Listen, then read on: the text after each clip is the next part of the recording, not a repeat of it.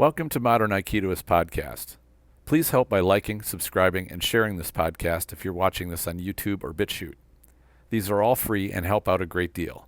Word of mouth is how shows like this reach more people who are interested. Another way you can support this podcast is by way of a PayPal tip jar. These podcasts are like articles you would read in a magazine. In those times, writers were paid by the magazine. Readers would pay a small amount to read on topics they were interested in. Now you can get content easily, but people who create it do not get any compensation unless those who like it contribute. You can leave a donation of any amount that you like or set up a monthly donation just like Patreon or Subscribestar. There is a link in the description. I sincerely appreciate your interest and support. In today's podcast, the subject is how strikes are viewed in comparison to throws and joint locks. For the purposes of this podcast, I'm talking about all manner of strikes, and not only from an atemi standpoint. Atemi are strikes which are meant to take someone's balance. Atemi don't have to be strikes per se, but strikes and atemi are often viewed as synonymous. For this discussion, strikes are also those meant to cause damage. Punches, kicks, knee and elbow strikes, any strike which is meant to cause pain and injury. I've heard countless Aikidoka, including senior instructors, casually claim that strikes are dangerous and Aikido is gentle. They often make this statement with smug superiority, as though they are somehow enlightened because the martial art they do does not cause pain or injury. Granted, not all Aikidoka say things like this, but the belief has spread so far and wide that Aikido is perceived as being gentle and soft. I believe a major factor causing a decline of interest in Aikido is that it has the reputation of being useless for dealing with real violence. That reputation is well earned due to how it is represented and these false beliefs for what it entails. These beliefs have gone so far as to have corrupted how Aikido is trained and practiced. This one belief, that striking is cruel and brutish, and that joint locks and throws are sophisticated and gentle, is what I'm going to address today. If one simplified the description of Aikido down to its technical base, it would be accurate to say that it is an art which specializes in joint locks and throws. These are the primary tools of the Aikidoka. Strikes are a part of Aikido, or were, but they have become a subject of great controversy. Some Aikidoka are staunchly adamant that striking has no place in Aikido whatsoever, despite significant statements by O-sensei and his primary students about the importance of atemi. Why does Aikido focus on joint locks and throws and not include striking very much? Let's take a look at each of these tool sets to find possible reasons why. In terms of striking, let's consider that striking is not as damaging as Hollywood would have you believe. Movies and TV have shown us wonderful and dramatic entertainment regarding fighting. The problem is, it's not real. What the eyes see, the mind takes as real, especially when it seems plausible. Fighting in movies is designed to look dramatic, where people get punched or kicked and they appear to get hit so hard that they flip over. The reality is that it takes great skill to hit hard and cause real damage. There are abundant surveillance videos of real fights where people pound away at each other, and then when the fight is over, they walk away and only look a little disheveled. Sure, you can get a black eye, a split lip or forehead, or bruised. It is possible to get knocked out, too. Even an untrained attacker can nail the chin and put someone's lights out. This isn't amazing skill, it's that the body's weakness is found. That said, getting hit is no picnic, but it takes some remarkable skill at striking to stop someone from fighting merely by hitting them. This must be appreciated. If you don't understand that, you really need to get into a boxing gym and do some sparring. It's not enough to imagine trying to stop someone from being violent by punching or kicking them. You have to use those tools in a live setting to really understand. Kicks are generally more powerful strikes, but they take even greater body discipline to execute. When you kick, you are usually on one foot. Unless you practice kicks diligently, chances are you will not strike with power if you land your kick at all, and it's far more likely you end up on the ground. You probably look and feel like a fool. Strikes can be effective, but they require training to do well enough to end a fight. Sure, you can see Mike Tyson or even bare-knuckle fighters like Kimbo Slice in paid bare-knuckle fights doing real damage. Remember, these are both trained fighters. They do not represent the average. There are street thugs who can strike well out there as well. One example from the original UFC days was Tank Abbott. He was a bar thug who trained by picking fights in nightclubs. You can consider that training. I'm not saying that striking is not damaging at all, but it is merely more difficult to cause injuries or end fights than people tend to think it is. Is this why Aikido doesn't include striking in its curriculum? Perhaps. Some dojos and instructors teach their students about striking, which is a good thing. The more you know about how strikes work, the better you understand them and know how to deal with them. Also, when your training partners know good striking, the better your training against striking will be. One thing to consider for a potential reason why strikes are not a part of Aikido's curriculum, from a standpoint of history that is that strikes have almost no effect on someone wearing full armor. It's often said that the heritage of Aikido's background is in the battlefield arts of medieval Japan. There is some dispute about this, but it's fair to say that there was far more hand-to-hand combat between soldiers than between civilians.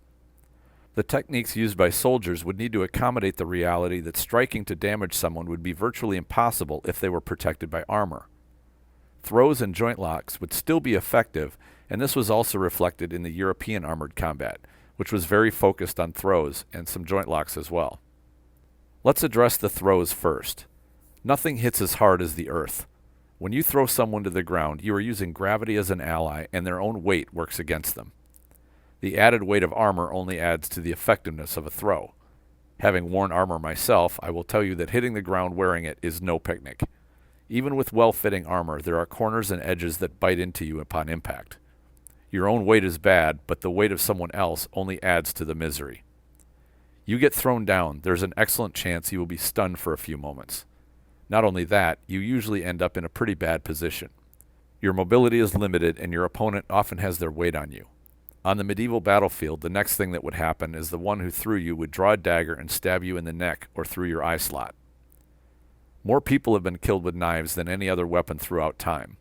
Let go of the image of being cut in half with a sword or polearm as you see in the movies. Most warriors were killed on the battlefield by stabs, either with a spear, dagger, or sword. A Roman general even noted that slashing was largely ineffective. He said that a stab of even 2 inches or so, on the other hand, was often fatal. Back to my original statement. Many modern Aikidokas state that Aikido is a gentle art. It even looks like it when you see practitioners get thrown and they gracefully roll and come up for another pass. Something to note about this. Throws have been altered slightly from their original form. A good throw gives a person being thrown no option to roll out. Throws designed for the battlefield often threw someone down on the top of their head, which has a good chance of breaking their neck. It wouldn't matter if someone was wearing a helmet. A broken neck would end them without needing the dagger. Such throws really cannot be practiced safely, even with modern safety equipment. In order to practice them, leverage and rotation must be altered slightly to give uke a safe out at the end. Some throws cannot be altered to be done safely, and have been removed from training entirely. Many of these were removed during the 1800s when martial arts training became more popular among the civilian population, and breaking someone's neck was really not a priority. Some practitioners still know these throws, but rarely teach them. That brings me to something Aikido stresses, which is controlling a throw. Sometimes you can control a throw, and sometimes you cannot. The idea that you set up uke to fall, sometimes in a rather remarkable fashion, means that you may not have control over how hard they land. Some throws are big, and you won't be able to slow their descent before they hit the ground. This is especially true if they are flailing and out of control. It is easy to lose the ability to control a throw all the way through when they move in an unpredictable manner. Of course, when we train with experienced partners, they can stay calm enough to be thrown and allow us good control over them. We Aikidoka can get spoiled working with skilled partners who have good ukemi skills. That is, they know how to be thrown and save their bodies from the impact of the ground. Throwing someone without these skills is a whole nother matter. People don't fall gracefully. Those who are not trained in falling tend to be extremely clumsy and can easily get hurt. There were so many broken wrists when rollerblading became popular that hard wrist braces became a common piece of equipment. One might think that they were necessary because of the high speeds involved. Consider this though, if someone is skilled enough on rollerblades that they can go at high speeds, chances are they're not falling very much. It's the beginners who can barely stay on their feet who are doing most of the falling. These are the people who need the safety equipment the most. Just like new Aikido students who we must be very careful with until they learn how to fall and roll safely. Hitting the ground has a high likelihood of causing injury or damage of some kind. Throws are anything but gentle, and we must appreciate that. If you compare throwing someone to the ground to striking them with a punch or kick, the throw will probably end with far greater impact. In a previous episode, I mentioned what is called one-punch deaths. These are not uncommon and usually go something like this. Someone gets in a fight, usually at a bar, and punches someone, resulting in their death. These things often make the news, and people read in the headline, "One punch death," and a Bruce Lee type image comes to mind where the victim was dead before he hit the ground. The myth that you can kill someone by punching their nose cartilage up into their brain has been passed along for years as truth, even among martial artists who should know better. To be fair, how could you know better? Who's ever done it? How could you test it? Anyway, one punch death is not when the victim gets hit, usually in the face. It's when he gets knocked down and hits the floor, the wall, or a railing and cracks his skull. The brain damage is almost always what kills him. Being hit with the earth can be lethal. I give credit to those who know, understand, and teach this concept. However, there are many who are woefully unaware and teach that throwing someone is gentle and soft. This is something which the Aikido community really needs to address. Throws are extremely high-power strikes. The control over throws is an important issue. One might think that it's easy to control a throw, specifically the impact on the ground at the end of it. Sometimes you can, and it depends largely on the amount of energy that your attacker uses to attack you. A main point my instructors always stressed was the principle of energy in equals energy out. Since Aikido uses the approach of guiding and redirecting your attacker's energy, then it's obvious that if they attack you with a high level of energy, then that energy is what gets redirected to the floor. There are circumstances where you can influence their speed and velocity and slow down their impact. Even relatively slow impacts with the ground with full weight can still cause pain and injury. Consider that a full weight of a human being falling can be very hard to control.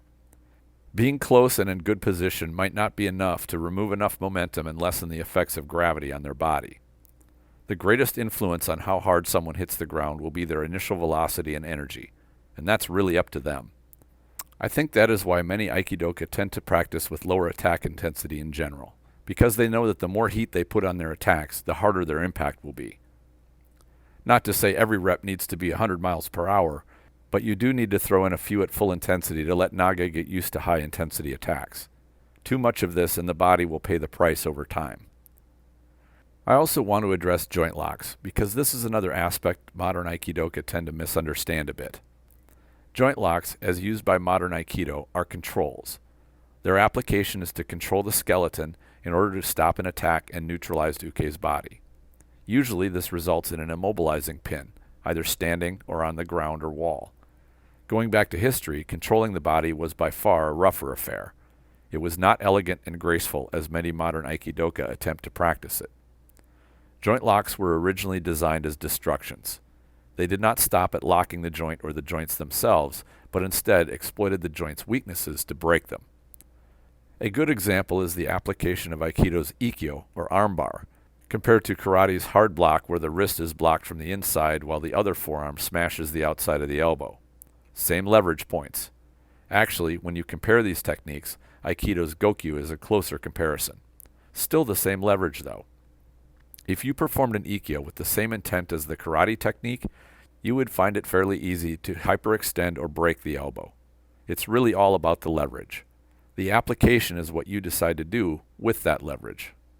Going back to pre-1800s, there was really no reason to go easy on battlefield opponents and save their joints. You could not only get your opponents down, but he would have a broken elbow too. Bonus! The more problems your opponent has protecting himself, perhaps by having an arm he cannot use effectively, the easier your job of killing him will be. Mr. Dagger, meet Mr. Eye. Joint locks evolved, just as throws did, to be more benign so that they could be trained with relative safety. Like throws, joint locks had a chance of working against people in armor, at least in Japanese armor, which was not articulated like a great deal of European plate armor was. I think this is one reason that throws were a bit more prominent in European battlefield arts than joint locks were. They still existed, but the real value was in crashing into an opponent, throwing him down, and letting Mr. Dagger finish it. Strikes are valuable and useful tools, and should not be overlooked by Aikidoka. Even if you choose not to use them, you should definitely be good at them because it provides you far better understanding of them and how to deal with them. Being able to strike well will make you a very valuable training partner and a much more well-rounded martial artist. Having a full understanding of the role of throws and joint locks and a bit of their history is also good to have. What do you think? Please share your ideas in the comments if you're watching this on YouTube, or go to the Facebook group Aikido the Martial Side and post a comment. The Spirit Aikido Online program is now live. Subscribers get access to video training and mentoring to techniques and training methods that I've adopted from other martial arts to make my Aikido more practical. There's a link in the description section. I invite you to check it out. I always enjoy hearing from listeners of the show, whether through comments or questions. Thank you all for sharing your interest. Enjoy your training.